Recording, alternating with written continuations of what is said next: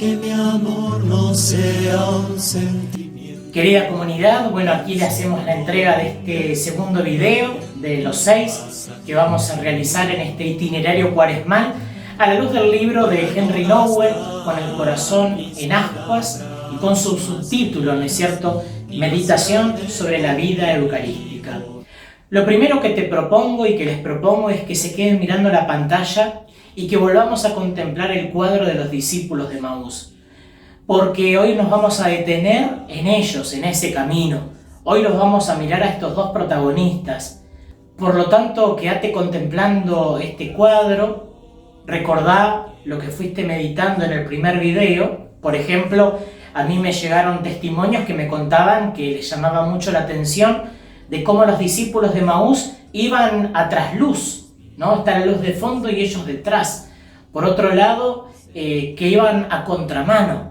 Otro testimonio que me llegó es que les llamaba la atención también de ver que en el rostro de estos discípulos no se veían sus ojos, por ejemplo. Otro me llegó a compartir que le llamó mucho la atención ver cómo el sol estaba de fondo y ellos estaban de espalda. Se estaban perdiendo ese acontecimiento de luz porque iban de manera desilusionada por el camino.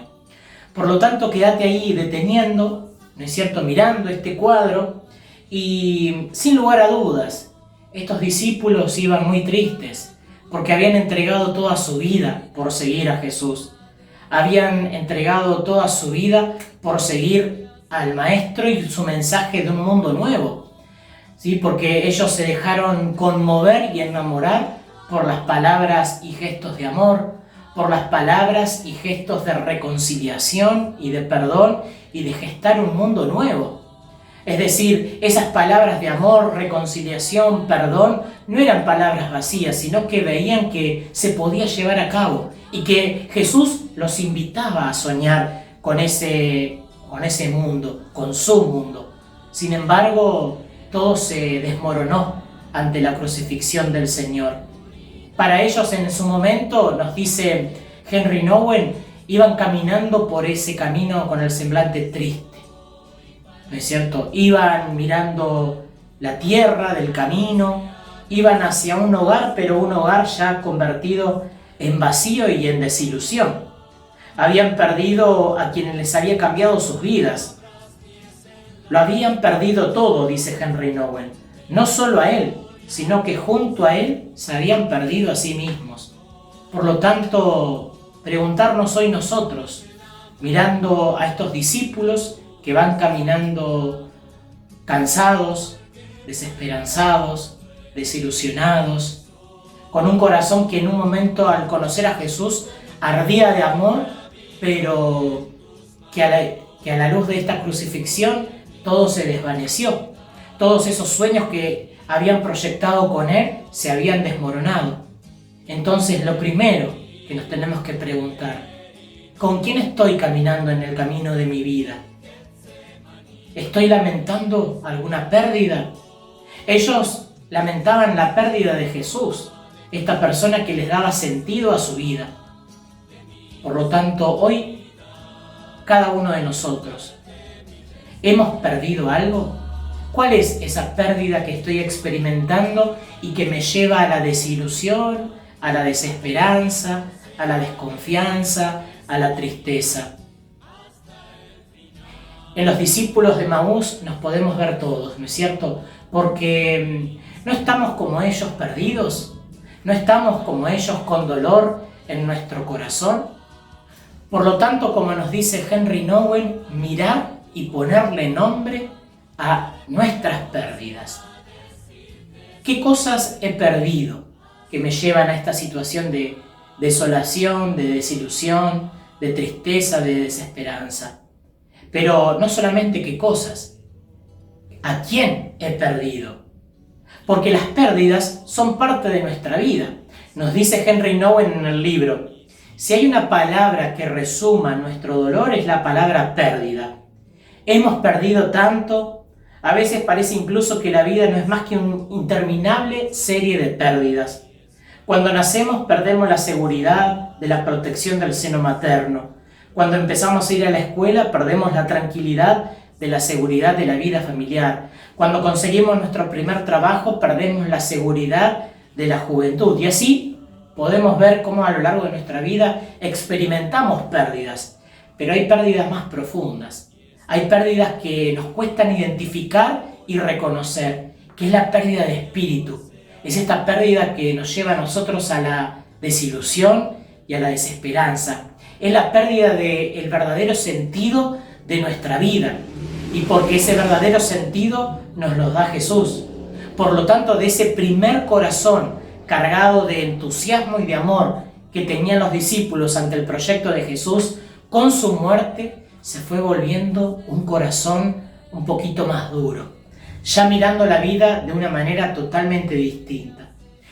Entonces, repasando un poquito lo que venimos diciendo hasta ahora, mirar nuestras pérdidas, mirar con quién caminamos en el camino, mirar esas pérdidas, como decía, que nos llevan a la desilusión, la desesperanza, la desolación, y que va haciendo de nuestro corazón un poquito más duro. Entonces, ¿qué hacemos con nuestras pérdidas? Preguntémonos. Si ya le pusimos nombre a ese tipo de pérdida, ya sea de sueños, de personas, de cosas concretas, ahora preguntarnos un pasito más. ¿Qué hago con mis pérdidas? ¿Las tapo? ¿Las oculto? El autor nos dice que tenemos que seguir el ejemplo de los discípulos de Maús. ¿Y qué hicieron ellos? Y en el camino fueron lamentando la pérdida. Nos dice así Henry Nouwen: podemos lamentar nuestras pérdidas, no podemos impedirlas, por más que hagamos o hablemos, pero sí podemos verter lágrimas y afligirnos con ella. La aflicción nos hace experimentar el abismo de nuestra propia vida, en la que nada está establecido, ni hay nada claro y evidente, sino que todo está moviéndose y cambiando constantemente. Entonces, a nuestras pérdidas, identificándolas, poniéndoles nombre, nos damos este pasito de lamentar las pérdidas, de llorarlas, de afligirnos de ellas, como lo hicieron los discípulos de Maús. Pero en ese momento se alza una voz, es decir, en ese momento de dificultad, en ese momento de dolor, en ese momento de desilusión, en ese momento de desesperanza, se alza una voz que dice así: felices los que lloran, porque ellos serán consolados. Esta es la inesperada noticia.